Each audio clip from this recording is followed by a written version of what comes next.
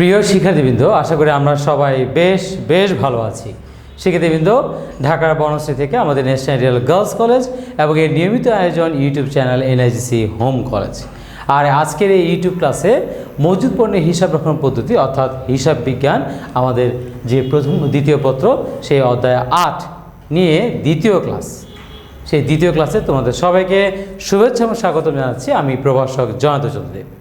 শিক্ষার্থীবৃন্দ, আমরা গত ক্লাসে আলোচনা করেছি এই মজুদ পণ্যের হিসাব রক্ষণ পদ্ধতির বেসিক বিষয় নিয়ে, অর্থাৎ মজুদ পণ্য কাকে বলে, মজুদ পণ্য নির্ধারণের পদ্ধতি কয়টি ও কী, কীভাবে মজুদ পণ্য নির্ধারণ হয় সেই পদ্ধতিগুলো নিয়ে আমরা সংক্ষিপ্ত আলোচনা করেছিলাম মজুদ পণ্য মূল্যায়নের গুরুত্ব নিয়ে। শিক্ষার্থীবৃন্দ, আজ আমাদের আলোচনার বিষয় হচ্ছে আমরা একটি আলোচ্য অংশ নিয়েছি, সেই অংশ থেকে কিভাবে FIFO first in first out বা যেটাকে আমরা অনেক জায়গায় বলি ফাইফো অর্থাৎ আগের মাল আগে ছাড়া এই পদ্ধতিতে কিভাবে মজুদ পণ্য হিসাব রাখতে হয় সেই বিষয়টি নিয়ে, অর্থাৎ মজুদ মাল খতিয়ান হিসাব। শিক্ষার্থীবৃন্দ, এই ফিফো পদ্ধতিতে আমরা জানি যেসব পণ্যগুলো দ্রুত পচনশীল বা নষ্ট হয়ে যায়, বিশেষ করে ভোগ্যপণ্যের দিক থেকে কিংবা তরি তরকারি বা সবজি মাছ এই দিক থেকে আমরা ফিফো পদ্ধতি অবলম্বন করে থাকি। কেননা পূর্বের মাল যদি আমরা আগে না ছেড়ে দেই তাহলে ওই মালগুলো নষ্ট হয়ে যাওয়ার সম্ভাবনা বেশি। তো শিক্ষার্থী, আমরা এই ক্লাসগুলো তোমাদের নিশ্চয়ই ভালো লাগছে এবং তোমরা প্রয়োজনীয় অংশগুলো অবশ্যই নোট ডাউন করছো এবং সেই ক্ষেত্রে কোনো প্রকার সমস্যা বা কোনো প্রকার সহযোগিতার প্রয়োজন হলে আমাদের মোবাইল নাম্বার দেওয়া রয়েছে এবং আমাদের মেসেঞ্জার আইডি রয়েছে। তোমরা সেই মোবাইল নাম্বার বা মেসেঞ্জার আইডিতে যোগাযোগ করেও আমাদের সাথে যোগাযোগ করে জেনে নিতে পারো। তো যাই হোক শিক্ষার্থী, আশা করি তোমরা ক্লাসগুলো মনোযোগ সহকারে দেখছো। তো চলে যাই আমরা আমাদের আজকে আলোচ্য অংশ বিষয়। আজকে আলোচ্য অংশে বলা রয়েছে নাসা লিমিটেডের 1 জুলাই তারিখে মজুদ পণ্য ছিল 500 কেজি 70 টাকা দরে।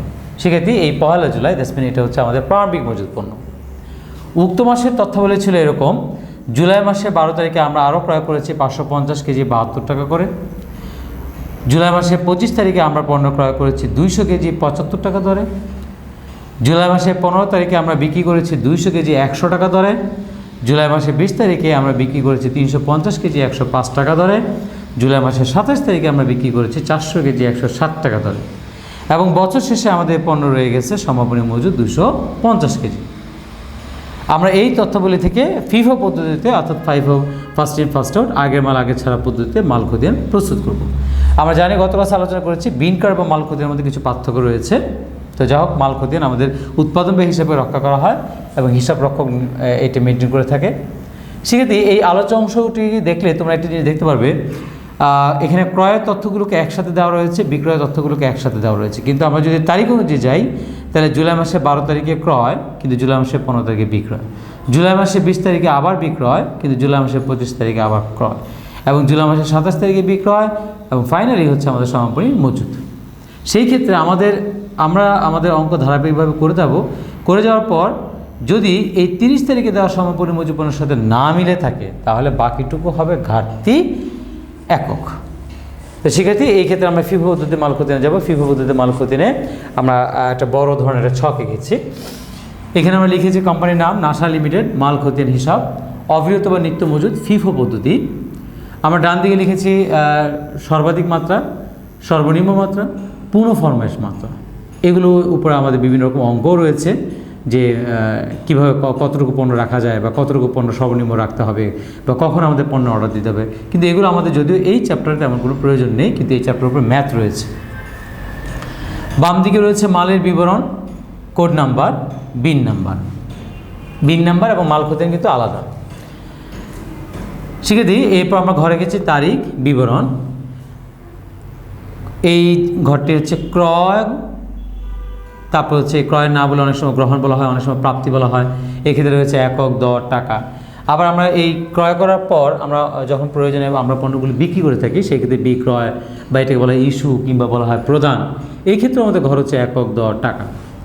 এবং এই ক্রয় বিক্রয়ের পর যে পরিমাণটি থেকে যায় সেটা হচ্ছে উদ্বৃত্ত, জের বা ব্যালেন্স, যেখানে আমরা ঘর হচ্ছে একক, দর, টাকা। তাহলে সেক্ষেত্রে যেহেতু আমাদের বছরের শুরুতে আমাদের পণ্য ছিল এবং আমাদের এটা হচ্ছে 2000, আমরা এখানে সাল দিয়ে ধরে নিচ্ছি 2020 সাল। 2020 সালের জুলাই মাসের 1 তারিখে আমাদের বছরের শুরুতে পণ্য ছিল, এটাকে আমরা প্রারম্ভিক মজুদ বলতে পারি, অথবা আমরা বলতে পারি ব্যালেন্স বিডি। তো সেক্ষেত্রে এই পারমিং মজুদ পণ্য কিংবা ব্যালেন্স বিডি যেটাই আপনি আমরা লিখি না কেন, এই পণ্যটি কিন্তু আমাদের বছরের শুরুতে ছিল বলে এই বিডি পণ্যটি আমরা কোথায় নিব? উদ্বৃত্ত বা জেরে।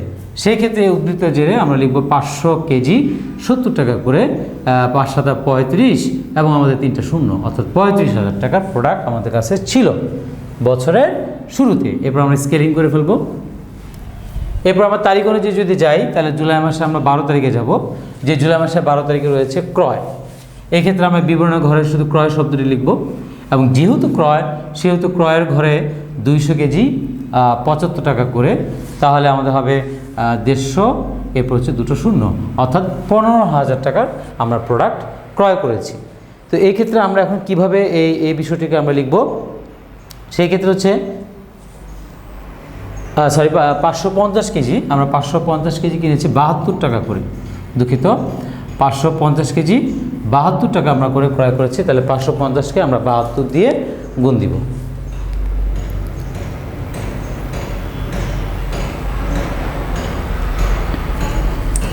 তো সেক্ষেত্রে আমরা ক্যালকুলেটরে যাচ্ছি, 550 কেজি ইন্টু 72, অর্থাৎ আমাদের 39,600 টাকা পণ্য আমরা ক্রয় করেছি। এখন কিভাবে আমরা উদ্বৃত্তে দেখাবো? উদ্বৃত্তিতে আমাদের যে প্রোডাক্টগুলো আগে ছিল সেই প্রোডাক্টগুলোকে আমাকে আবার শো করতে হবে, অর্থাৎ 500 কেজি 70 টাকা করে 35,000 টাকা প্রোডাক্ট শো করব, এবং পরবর্তীতে আমরা যে কিনেছি সেই কেনার বিষয়টি পণ্য ক্রয়টিকে আমরা নিচে লিখব 550 কেজি 72 টাকা করে 39,600 টাকা। সেক্ষেত্রে এই হলো জুলাই মাসে 12 তারিখে আমাদের পণ্য ক্রয়। এরপর আমরা চলে যাব জুলাই মাসের তারিখ অনুযায়ী যদি আমরা যাই তাহলে সেটা হচ্ছে 15 তারিখ, যেখানে আমাদের বলা আছে বিক্রয় করতে হবে 200 কেজি 100 টাকা দরে। সেক্ষেত্রে এই বিক্রয়ের সময় মাল ক্ষতি নেই, কখনোই বিক্রয়ের রেট কোনো হিসাবভুক্ত হবে না, কেননা বিক্রি করে প্রফিট হয়েছে না ক্ষতি হয়েছে সেটা হচ্ছে আমাদের হিসাব বিভাগের বিষয়। আমরা এখানে শুধুমাত্র মাল ক্ষতি নেই, শুধুমাত্র পণ্য যে কিনেছি সেই কেনার রেট দিয়ে আমরা হিসাব করব। অর্থাৎ 200 কেজি 100 টাকা ধরে আমরা বিক্রি করলেও আমরা দেখব শুধু 200 কেজি বিক্রি করেছি, সেই রেটটা নিব আমরা হচ্ছে এই উদ্বৃত্ত থেকে।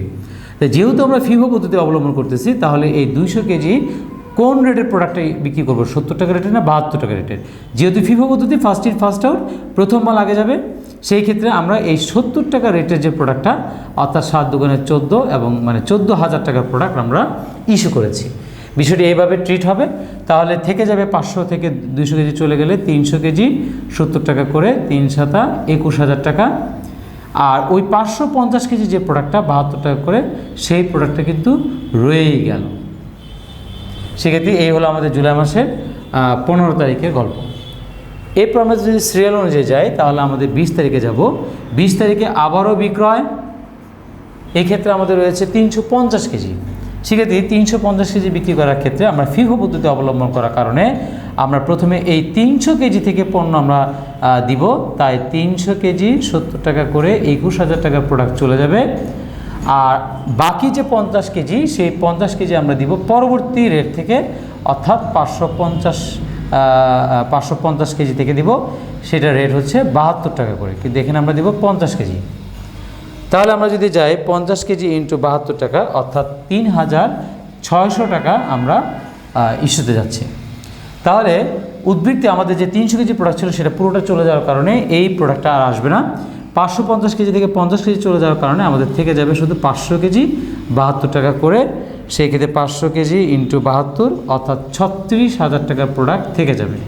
এই হচ্ছে আমাদের ইস্যু করার পর আমাদের উদ্বৃত্তের পরিমাণ। সেক্ষেত্রে 20 তারিখের পরে আমরা চলে যাব আবার 25 তারিখে, যেখানে আমাদের 25 তারিখে প্রশ্নের 2 নম্বরে ছিল, কিন্তু আমরা সিরিয়াল অনুযায়ী তারিখ অনুযায়ী আমরা অঙ্কটা করবো। সেখানে ছিল আমাদের ক্রয় 200 কেজি 75 টাকা করে। সেক্ষেত্রে 200 কেজি 75 টাকা করে আমরা যদি পণ্য ক্রয় করে থাকি, তাহলে আমাদের এখানে ক্রয়কৃত পণ্যের দাম হচ্ছে 15,000 টাকা। এখন আমরা কিভাবে উদ্বৃত্তি লিখব?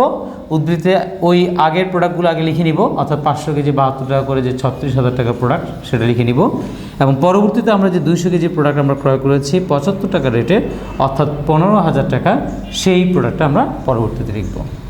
আমরা আবারও স্কেলিং করে ঘরটা বন্ধ করে দিচ্ছি।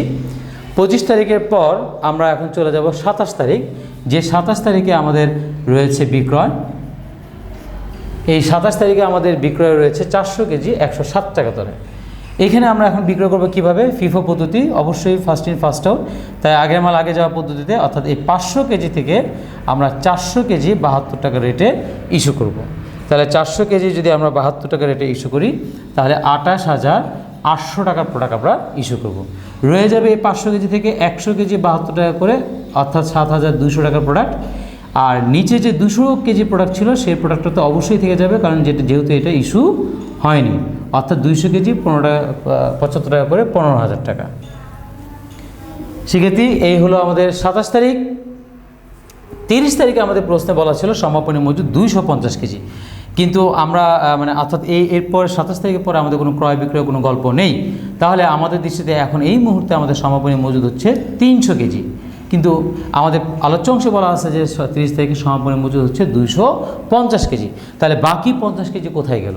সেই বাকি 50 কেজি হচ্ছে আমাদের ঘাটতি, যে পণ্যগুলো আমরা খুঁজে পাচ্ছি না, বা যে পণ্যগুলো হারিয়ে গিয়েছে, বা কিছু পণ্য আছে যে বায়ুর সংস্পর্শনে আসলে সেটা হাওয়া হয়ে যায়, যেটা আমরা বলি, হ্যাঁ, পরিমাণে কমে যায়, এই ধরনের কিছু ঘাটতি থেকে যায়।